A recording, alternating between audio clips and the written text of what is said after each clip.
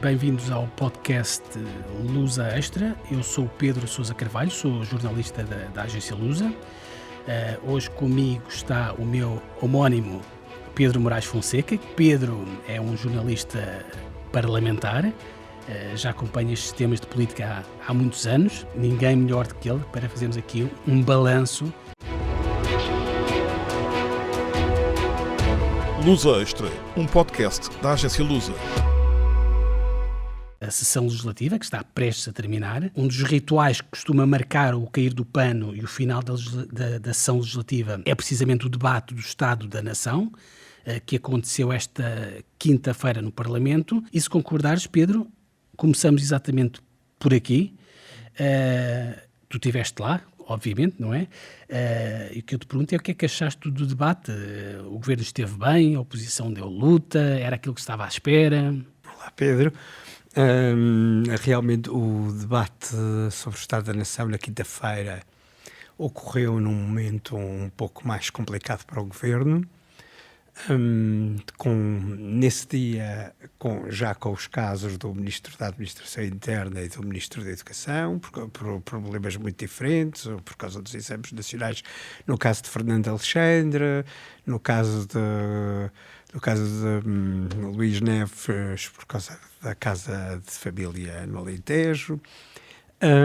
Foi significativo, mas havendo um problema tão grande como o dos exames, afetando tantas famílias e muitas crianças, foi significativo que o debate do Estado da Nação é aberto pelo Primeiro-Ministro, que tem um discurso de 30 minutos, e nesses 30 minutos o Primeiro-Ministro não falou no tema dos exames. Isso, mesmo dentro da bancada do PST, houve quem não achasse, preferisse que o Primeiro-Ministro tivesse logo, na sua intervenção inicial, dado uma explicação para aquilo que estava a acontecer. Até podia ser uma palavra de confiança no Ministro da Educação, e que não passasse, e que a solução não fosse tanto de passar ao lado do tema. Isso motivou, foi lido por todas as forças da oposição, a seguir, sim, uma tentativa, um incómodo, e o discurso, a primeira intervenção de André Ventura, do Presidente do Chega, foi muito violenta, não só em relação ao caso do Luís Neves, que já se esperava, mas também em relação ao próprio Ministro da Educação e à situação e ao que estava a acontecer nos exames. O Primeiro-Ministro, nesse discurso inicial, tentou aquilo que se chama, em futebol diz-se muitas vezes que a melhor defesa é o ataque. Tentou fazer aqui um dualismo, que o Governo tem vontade de transformação e tem dois adversários no Parlamento, os populistas e os imobilistas, os populistas o Chega, os imobilistas o PS. Foi um debate, normalmente estes debates são muito favoráveis ao Governo e ao partido do Governo, que tem muito mais tempo. Não sei se poderá ser essa a leitura que é feita deste debate sobre o Estado da Nação.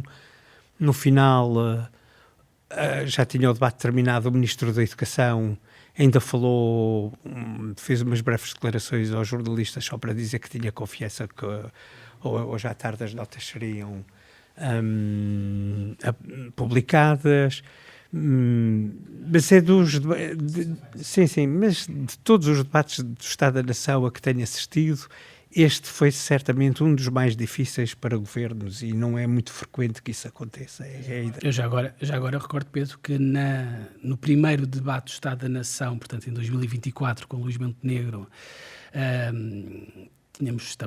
estávamos há pouco tempo de eleições. Eu até me recordo de ele ter feito o balanço dos primeiros 100 dias de governo e tinha muita coisa para apresentar. E o ano passado também, no debate do Estado da Nação, também correu-lhe relativamente bem, porque também foi nessa altura, ele vinha com uma mão cheia de medidas para anunciar, nomeadamente a questão das pensões, do bónus extraordinário para os pensionistas, que depois iria ser pago, aliás foi pago em setembro deste ano. Anunciou a questão do IRS, a questão do IRC, portanto havia aqui muita coisa para apresentar. E desta vez, também fruto provavelmente das condições orçamentais não serem tão boas como o ano passado.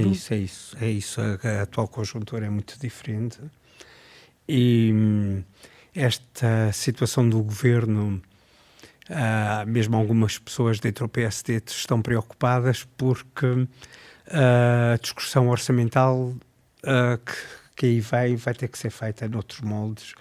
Não há propriamente muitos bónus para dar, porque há alguma pressão em termos de ajustamento orçamental. Eu tinha aqui uma pergunta também sobre o orçamento para te fazer, mas já lá vamos. Primeiro, deixa-me, só para arrumarmos esta questão dos ministros, desta polémica que marcou a semana toda, da questão da educação, da questão do Ministro da Administração Interna. O que eu te pergunto é se estes 2 ministros, que curiosamente até nas sondagens, naqueles estudos de popularidade, até costumam aparecer bem posicionados, sobretudo Fernando Alexandre, que já está há mais tempo no governo. O que eu te pergunto é se eles saem, digamos, irremediavelmente fragilizados desta semana. Neste momento estão fragilizados, não sei, irremediavelmente não sei, mas isto é um problema do ponto de vista político muito aborrecido para o governo, porque são 2 dos ministros, como tu disseste, os mais populares, porque foram 2 ministros que marcaram a diferença. Fernando Alexandre marcou a diferença em relação aos governos socialistas. Desde 2019 que se vinha acentuando um problema das carreiras dos professores com os governos socialistas, e tivemos uma fase já no governo de maioria absoluta de António Costa que praticamente todos os meses havia greve. E essa parte já mudou, foi sanada. Mudou, sim. Portanto, havia a ideia naquele governo socialista que era impossível resolver o problema da carreira dos professores por causa da pressão orçamental e para não ter um efeito de arrastamento em relação aos outros setores. Bem, Fernando Alexandre foi nomeado Ministro da Educação, resolveu o problema das carreiras e não houve por aí além nenhuma pressão extensiva em termos de despesa por si só, por causa dos professores. E foi mesmo uma das estrelas do PSD na última campanha eleitoral, foi cabeça de lista em Santarém. Agora, esta situação... Apesar dele o ano passado, creio que foi o ano passado, se bem me recordo, ele também teve um episódio, não foi parecido com este, mas foi um episódio também um bocadinho embaraçoso para o Ministério da Educação, que foi a questão... do número de alunos sem professor. Exatamente. É mais uma vez um problema de serviços e de aconselhamento, porque aquilo que me disseram foi que, a partir da experiência do exame de filosofia do ano passado, houve sucessivas reuniões para avançar para o modelo da digitalização, que também está associado ao PRR, um financiamento do PRR. Sucessivas reuniões a partir de janeiro, mais intensificadas em março e em abril, e o ministro recebeu a garantia que os erros que se tinham detectado no exame de filosofia estavam resolvidos e que, portanto, este processo... O exame de filosofia estava a servir como projeto piloto, é isso? Projeto piloto, e as deficiências que tinham sido detectadas, que estavam resolvidas, os problemas identificados, por aí. E havia todas as condições para avançar e para generalizar este processo de digitalização. Foi por isso que o ministro avançou, não podia ser de outra forma, depois de ter recebido todas as garantias. E as coisas, houve problemas, como é óbvio. Depois, com os novos prazos, também recebeu aqui garantias que isto, e às vezes isso não acontece. Portanto, há aqui um problema de direção de departamentos do Ministério da Educação. É a qualidade da informação que chega ao Ministro da Educação. Há esse problema. Mas houve também aqui alguns episódios que não foram propriamente muito bem geridos pelo próprio Ministro, não é? Ou seja, quando já estávamos em plena crise, a questão de saber se ia haver adiamentos ou não, a questão de saber se as famílias podiam ou não ser ressarcidas do ponto de vista financeiro, houve ali vários avanços e recuos, a informação não foi clara, mas pronto... E houve declarações precipitadas, como em relação às famílias... no caso de Luís Neves também, que agora também é um ministro que marcou a diferença, isto em comparação com as 2 ministras de perfil académico que o primeiro-ministro tinha escolhido. fez um discurso muito assertivo no sentido de acabar com as capelinhas dentro do Ministério da Administração Interna, de haver partilha de informação. Isso é uma experiência que ele trouxe da Polícia Judiciária. Contactou, fez uma ronda pelo país com as corporações de bombeiros. Depois teve aqui também um discurso introduziu aqui um discurso de separação da criminalidade e da imigração, que desagradou muito ao Chega e que talvez também a um ou outro setor do PSD, isso não tenho a certeza. E também foi também muito claro quando não equiparou a extrema-esquerda com a extrema-direita armada. E ele, como diretor nacional da Polícia Judiciária, que esteve envolvido supervisionou algumas dessas investigações à extrema-direita armada. Portanto, havia aqui alguns anticorpos, não é? E isto é um episódio pequeno. Mas em 1997 houve um problema com uma casa no Monte Alentejano do ministro António Vitorino, que era o número 2 na prática do primeiro governo de António Guterres, pela diferença do pagamento da CISA. Pensei sinceramente que não desse em nada, mas o ministro António Vitorino acabou por se demitir. Portanto, em relação a este caso de Luís Neves, isto não sei o que é que poderá dar da história do atrelado e do empreiteiro que faz obras para a Polícia Judiciária ter feito obras no mundo. Vamos ter que esperar. Agora, em jeito... isto, portanto, que estamos a falar é o que marcou a semana, mas aqui em jeito de balanço, a sessão legislativa não foi só esta semana, foram os últimos 12 meses, e aqui em jeito de balanço, antes dos políticos irem de férias, o que eu te perguntava, Pedro, olhando um bocadinho mais para trás, para além desta semana, para ti qual é que foi o momento mais marcante e mais surpreendente desta sessão legislativa no Parlamento? Mais surpreendente foi o chumbo na generalidade da proposta de revisão das leis laborais, porque o debate na generalidade encerrou dessa proposta de lei, com o líder parlamentar do PSD a manifestar toda a convicção que no dia seguinte a proposta seria aprovada e com o próprio presidente do Chega, André Ventura, a reivindicar a conquista de mais 3 dias de férias para todos os trabalhadores. E no dia seguinte tivemos todos uma grande surpresa. Sim, parece que durante essa noite mandou uma mensagem a todos os deputados do Chega a avisar que ainda não havia acordo. No dia seguinte votou contra e foi buscar uma das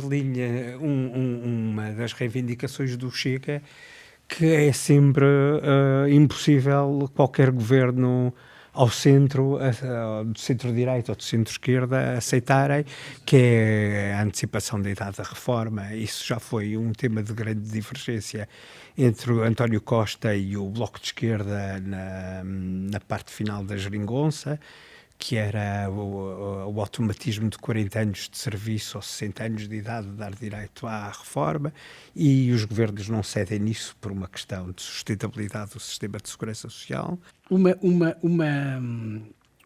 das notícias que foi dada já depois, e foi depois desse episódio, depois desse dia, foi precisamente que o Chega, e falava nessa mensagem que foi enviada à noite aos deputados do Chega, e depois vai ser noticiado mais tarde que eventualmente o Chega teria na sua posse, nessa altura, um estudo de opinião basicamente a dizer que não seria muito popular tomar aquela opção de estar ao lado do governo nesta questão da lei do trabalho. E a verdade também, não sei se concordas comigo, Pedro, é que também falando de sondagens, as sondagens começaram, digamos, a virar-se um bocadinho contra o governo, e eu não sei até que ponto se não terá a ver com este desgaste todo provocado por quase 12 meses, quase a sessão legislativa toda. Obviamente que parte deste processo não aconteceu fora do Parlamento em concertação social, mas obviamente poderá ter eventualmente aqui um impacto negativo a nível de popularidade do governo. Foi a tese de que o Chega não estaria minimamente interessado em arriscar perder eleitorado à conta de um acordo na revisão das leis laborais, pode ter sustentação. Sabe-se que uma parte dos eleitores de esquerda nas últimas eleições legislativas transferiu o seu voto de protesto para o Chega, e essa terá sido uma das razões, até porque e André Ventura reparar que havia aqui um certo desgaste. Mas também há, dentro da própria bancada do PSD, há quem não tenha ficado muito incomodado com esse chumbo louco na generalidade. Aquilo que se temia, essa corrente de opinião temia que nos próximos meses o grupo parlamentar, o PSD no Parlamento, estivesse a ser cozido em lume brando nas negociações de especialidade da revisão das leis laborais e numa fase complicada de negociações do orçamento que iriam coincidir. E que chegaram a dizer que, em off, claro, que há males que vêm por bem, ainda bem que isto aqui chumbou por agora. Há quem diga que o Primeiro-Ministro poderá retomar o tema. A Ministra Dalma Ramalho parece isso, não deitar a toalha ao chão. Agora, da parte este processo desgastou o Governo, e entre as confederações patronais há quem entenda que o Governo geriu mal do ponto de vista político quando deixou que alguma polémica se instalasse em torno de questões que eles não estavam interessados em discutir assim tanto, como as questões da parentalidade e das mães, com as crianças, a amamentação, e que preferiam que todo o processo tivesse sido centrado em questões muito objetivas de competitividade. Por exemplo, o Banco de Horas individual, que tem uma grande importância para as pequenas e médias empresas e para médias empresas exportadoras, criam isto mais na possibilidade de alargamento dos contratos a prazo, ou no outsourcing mesmo para setores não fundamentais na vida das empresas, para permitir reestruturações, criam isso mais centrado. O que estás a dizer é que talvez por tirar o bebê com a água do banho, sim, não é? Misturaram-se aqui assuntos de caráter social que algumas pessoas, mesmo eleitorado conservador, ficou um pouco de pé atrás, como a própria reforma. Pois. Em termos de dinâmicas e equilíbrios de forças no Parlamento, Pedro, o que é que te surpreendeu mais em termos daquelas... Vocês usam na política muito aquela expressão da geometria variável. O que é que te surpreendeu mais? Por exemplo, foi a aprovação, que também marcou bastante esta sessão legislativa, da lei da nacionalidade com o Chega, ou, eventualmente, por exemplo, a aprovação da PSU, da Prestação Social Única, com o Partido Socialista. Eu ainda recordo que ainda ontem, no debate do Estado ontem, na sexta-feira, aliás, no debate do Estado da Nação, o Primeiro-Ministro foi, na quinta-feira, exato, o Primeiro-Ministro até elencou, não sei se te lembras, todas as leis importantes que foram aprovadas com o Partido Socialista e todas que foram aprovadas com o Chega, para dar um bocadinho aquela ideia, usando uma expressão do próprio PSD, do planar à direita e à esquerda. Não surpreendeu a aprovação das leis de estrangeiros e da nacionalidade com o Chega, porque esse sinal foi dado pelo atual Primeiro-Ministro na campanha eleitoral das legislativas de maio passado, quando introduziu no seu discurso, na primeira linha do seu discurso, o combate aos ilegais. Nessa campanha eleitoral também estivemos na Escola de Polícia de Torres Novas, portanto o Primeiro-Ministro, o PSD, começou a dar uma grande relevância à questão da imigração, do controle da imigração e da segurança, talvez seguramente para combater o crescimento do Chega. Aquilo que pode ter surpreendido foi o ponto até onde o PSD aceitou acordar com o Chega, porque tanto a lei de estrangeiros como a lei da nacionalidade foram chumbadas, tiveram versões chumbadas no Tribunal Constitucional, por violação de princípios de igualdade e por violação de princípios de proporcionalidade. No caso da perda da nacionalidade por crimes graves, que é essa alteração do Código Penal, até foi chumbada por 2 vezes, e o PSD ainda introduziu, neste caso com o CDS, ainda introduziu uma terceira versão que foi chumbada. No caso da prestação, Mas sempre versões diferentes. Aqui, apesar de tudo, o Chega ainda tentou uma atitude um bocadinho mais confrontacional com...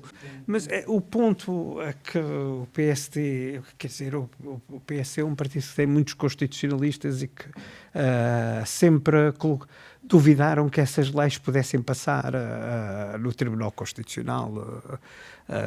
E foi isso. Houve aqui vários chumbos, o que nunca fica. No caso da prestação social única, a própria Ministra do Trabalho disse que preferia ter aprovado esta medida com o Chega. Agora, o Chega... E no primeiro momento, não sei se te recordas, a dinâmica parecia indicar nesse sentido, ou seja, houve encontros com o Chega, começou-se a desenhar ali a possibilidade do entendimento com o Chega, e depois não foi tão à última hora como a lei laboral, mas, digamos, não foi à 25ª hora, talvez tenha sido à 24ª hora. Uma volta de 180 graus. Exatamente. E virou-se para o PS, porque Exato. aqui está associado o financiamento do PRR. Exato. Também, com um prazo de conclusão urgente do decreto muito próximo, e a partir do momento que o Chega traçou como linha vermelha haver 5 anos de descontos para qualquer imigrante poder aceder à prestação social única, não é contributiva, corria-se aqui um sério risco de constitucionalidade ou de inconstitucionalidade. E o PSD optou pelo seguro e por deixar as coisas tal como, mais ou menos como o governo de António Costa projetava a prestação social única. Ainda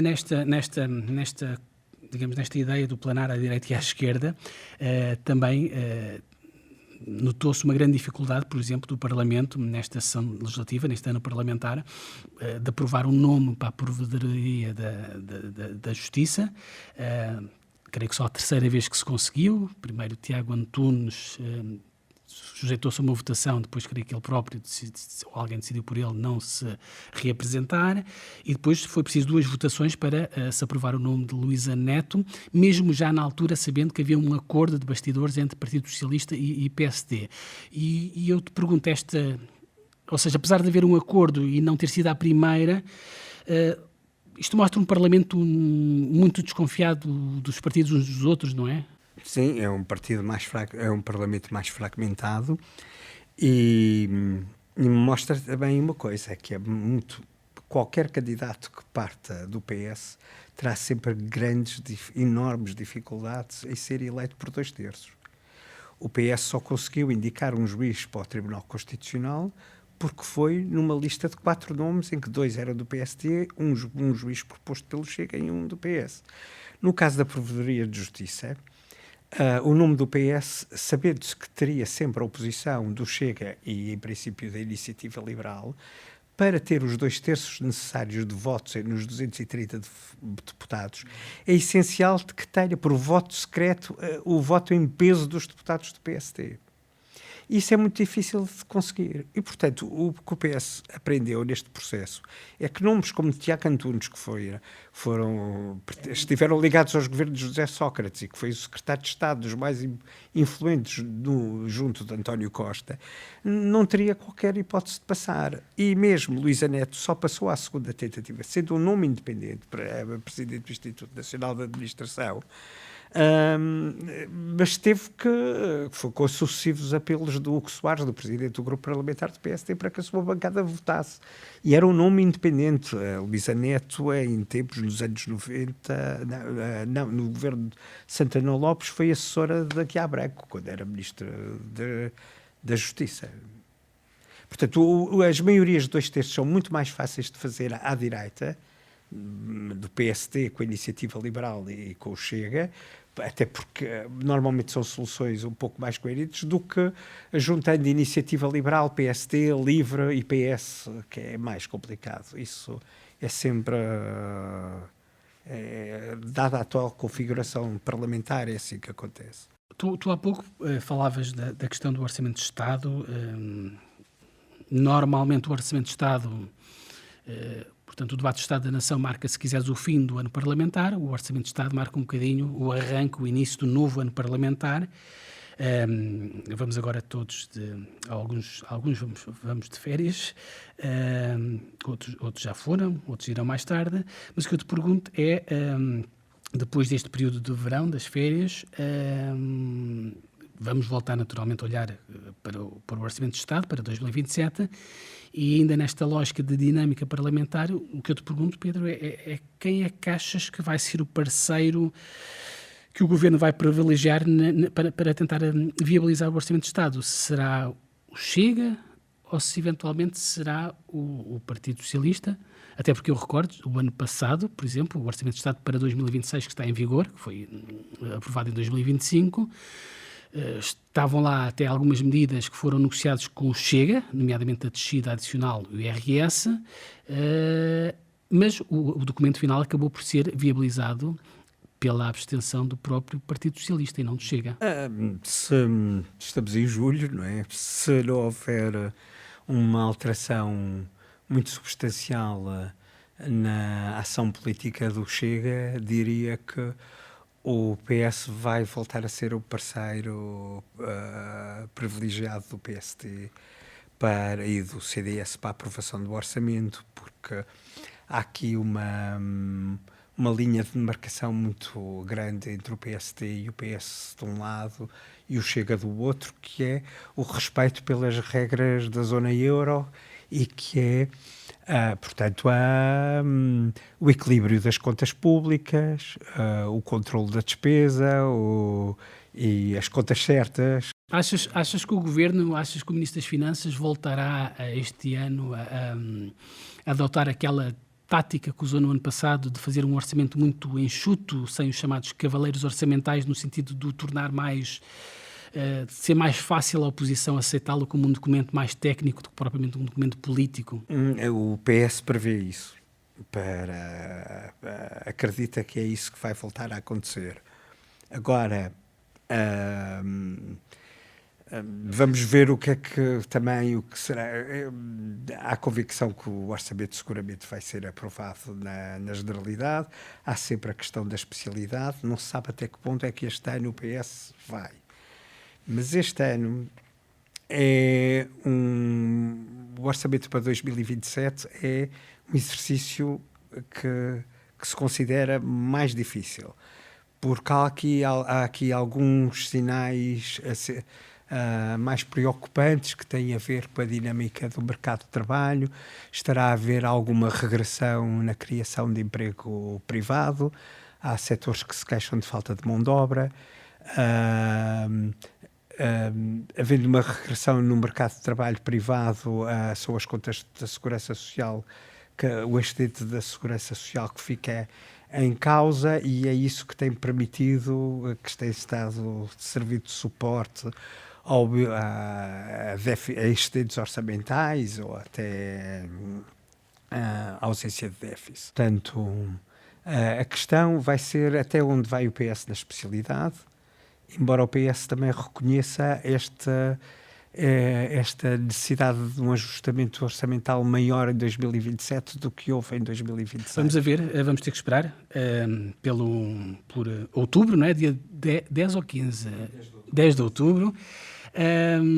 Última pergunta para ti, Pedro, tu que andas quase todos os dias pelos corredores do Parlamento. O que eu te perguntava era qual é o episódio mais caricato deste ano parlamentar que vai terminar agora, que tu assististe? Houve assim que me lembro mais recentemente foi fazermos todos aqui cair a notícia com um deputado eleito pelo Círculo da Europa, pelo Chega, o José Dias Fernandes, tinha escrito uma carta ao Presidente da Assembleia da República a pedir para passar à condição de deputado independente. A carta dele de resignação, de pedido de abandono da bancada do Chega saiu às 3 da tarde. Às 6 da tarde fez outra a pedir para ser reintegrado no grupo parlamentar e a dizer que estava equivocado em relação a todas as coisas que tinha escrito. Houve também, não é propriamente caricato, mas foi insólito um deputado da mesa, que é também do Chega, Filipe Melo, mandar beijinhos para a deputada do PS, Isabel Moreira, quando esse comportamento como membro da mesa, também, pronto, chega a um partido novo e normalmente está sempre nestes episódios mais insólitos na vida do dia-a-dia do Parlamento. Chegamos ao final. Os deputados agora vão de férias. Imagino que tu também vais de férias. Se for o caso, desejo-te um descanso merecido, depois de uma sessão legislativa muito intensa. Obrigado por teres tirado aqui alguns minutos do teu dia, ainda por cima hoje um dia, sexta-feira, ainda houve votações hoje, um dia muitas votações, e houve tal debate de manhã no Parlamento em que esteve Fernando Alexandre, também um debate muito quente do ponto de vista político, e obrigado por teres tirado aqui alguns minutos do teu dia para nos ajudares a fazer aqui uma espécie de balanço do ano político. Creio que conseguimos tocar nos pontos quase todos essenciais que eu tenho aqui para te perguntar, e pronto, e despeço-me de todos, de vocês e de quem nos está a ouvir no Luz Extra. Até a próxima. Uma produção da agência Lusa, disponível em lusa.pt e nas plataformas de podcast.